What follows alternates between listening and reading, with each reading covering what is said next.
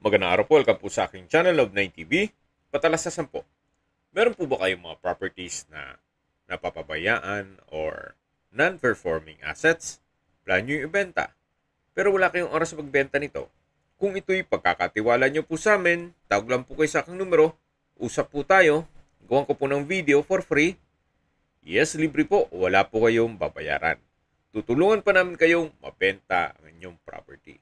Kami na po bala sa marketing, sa boosting or paid ads. Even sa tripping, hindi na po kayo mapapagod sa pag-entertain ng mga buyers. Kami na po bala sa lahat. Tawag lang po kayo. Nandito po tayo ngayon sa Nasugbu, Batangas kung saan meron po tayong bagong video presentation, isang income generating na property. Dormitory o apartment. Ito po'y 8 units at may lot area na 180 square meters. Ito po'y titulado at kumpleto po ang business permits. Kaya wala po kayong maging problema sa documentation o sa transfer ng title.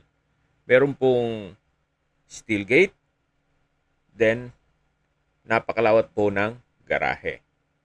Ito po yung 8 units na apartment o dormitory. Mas malaki po kasi ang kikitain pag bed space. Kaya yun po ang ginawa nila. So 1,800 pesos per head. At ilan din po ang nagkakasya sa isang unit. Lagi pong okupado ito, gawa ng napakalapit lang po sa bayan mismo ng Nasugbu. Walking distance lang. Even sa dagat, malapit din po ito. Ito pong structure ay maayos naman. So far, well-maintained ni owner. Kaya once na ma-acquire nyo po ito, supervision na lang ang kulang dito. Dito po sa area to ay meron pong caretaker's room na ginawang stock room sa ngayon. Then, dito naman sa kabila ay yung mismong banyo. Then, meron pong pressurized water pump in case ng water shortage. Ito naman po yung common na comfort room o banyo. Yan po, tunghayin nyo po itong 8 units na apartment. Mga 5 to 6-year-old lang po ito. Gawa ng itong disenyo ay medyo modelo na rin. Compare mo sa mga ibang nabablog natin ng mga apartment business. At isa sa pwede nyong i-consider dito ang presyo nito. Gawa ng medyo modelo naman itong disenyo at halos bago pa, well-maintained. At mamaya po sa dulong parte nitong video, pag-usapan natin ang presyo nito. Pati distance, location, at travel time. Nakabakod na po itong apartment at meron pong gate. Then, ito lang po ang maipresent ko sa inyo na unit. So, kasya po ang tatlong double deck. So, kung kada ulo po ay 1,800, ang kita po ng isang unit ay 10,800 a month.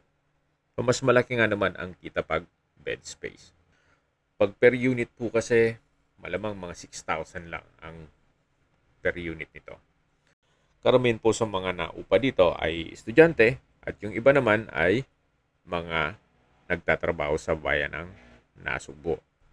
Lahat pong unit ay ganito ang setup. Parang studio type lang po siya then nilagyan ng tatlong double deck. Napakalawak pa po ng bakanting lote dito. Just in case na gusto nyong mag-construct ng another building, pwede naman po dito sa harapan. Hindi na po natin isa-isin pa lahat ng unit na yan. Gawa ng iba ay may natutulog. Pag-usapan po ulit natin yung income nito habang naglilibot po tayo at pinagmamasdan nyo po itong buong building. So, sa isang bed spacer, ang monthly ay 1,800. Sa isang unit na kasya ang 6 na bed spacer, ang income ng per unit ay 10,800 pesos. So kung okupado po lahat ng 8 unit, ang monthly income po nitong buong building ay 86,400. Ganun po ka laki ang kitaan dito. Kaya maganda pong mag-invest kayo ng isang apartment business. hindi po tulog ang investment nyo dito. Ito pong 4th unit dito sa ground floor na okupado din po yan at aakyat na po tayo dito sa hagdan para ikutan natin yung mga unit naman sa 2nd floor. Samahan niyo po ako, akyat po tayo.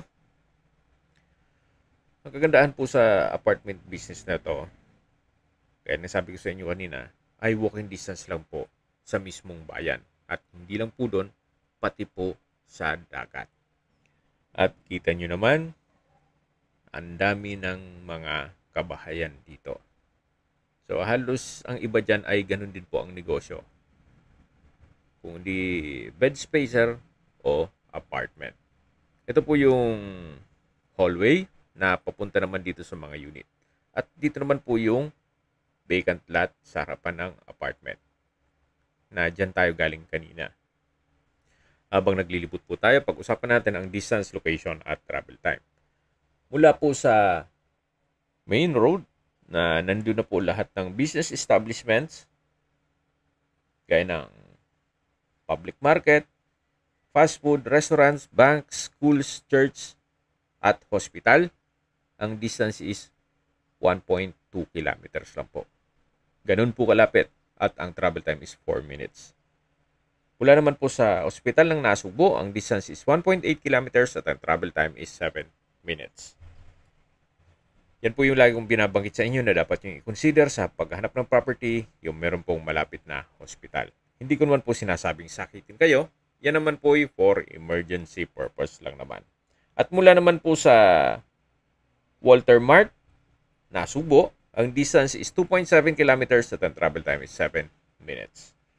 Mula naman po sa Tagaytay, ang distance is 47 kilometers at ang travel time is 1 hour and 9 minutes. Kung manggagaling naman po sa Manila o sa airport, ang distance is 92 kilometers at ang travel time is 2 hours and 21 minutes. Okay, sa presyo na po tayo. Binebenta po ito ni owner sa halagang 11.8 million pesos net. Ibig pong sabihin, si buyer na po ang sasagot sa lahat ng taxes at expenses with regards to documentation.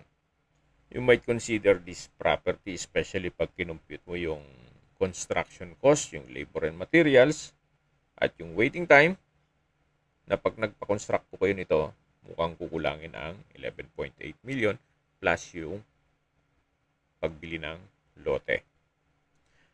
At hindi lang po doon, pwede nyo namang i-convert ito sa staycation business.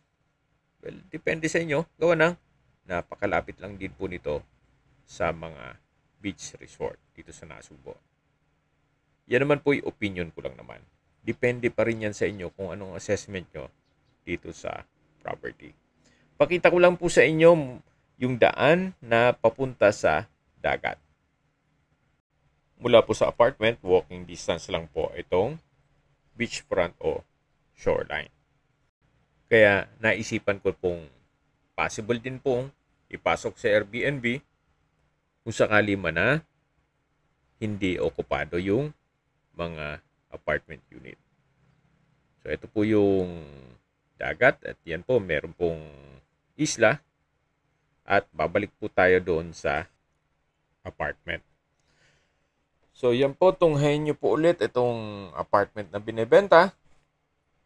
At kung may mga katanungan po kayo, tawag lang po kayo sa aking numero. At sa mga kababayan naman natin nasa ibang bansa, meron po akong Telegram. Sa mga iPhone user naman may iMessage. Meron din pong Imo, Skype, Viber at WhatsApp. Same number lang po, 0917-316-3399. Sa mga nagtatanong naman po ng aming Facebook, meron po kaming Facebook page na Nov9TV at Facebook Reels Video. Meron din pong TikTok at Instagram. May ibang YouTube channel po kami na The Nov9TV channel at Nov9TV Listings. Sana po naibigyan nyo ang video presentation. Paki-like and subscribe na lang po sa aking channel para ma-update din po kayo sa aking future listings. Kung sakali po hanap nyo yung mas malaking sukat na lupa, meron din po kaming ibang listings na pwede nyong pagpilian. Huwag po kayong mag-atubiling tumawag sa amin, then let us know your budget para malaman namin kung anong property pwede naming ilok sa inyo. Sa lahat pong viewers, subscriber at nagtiwala po sa amin, salamat po sa suporta. Ingat po kayo lagi at yung pamilya. Maraming salamat po.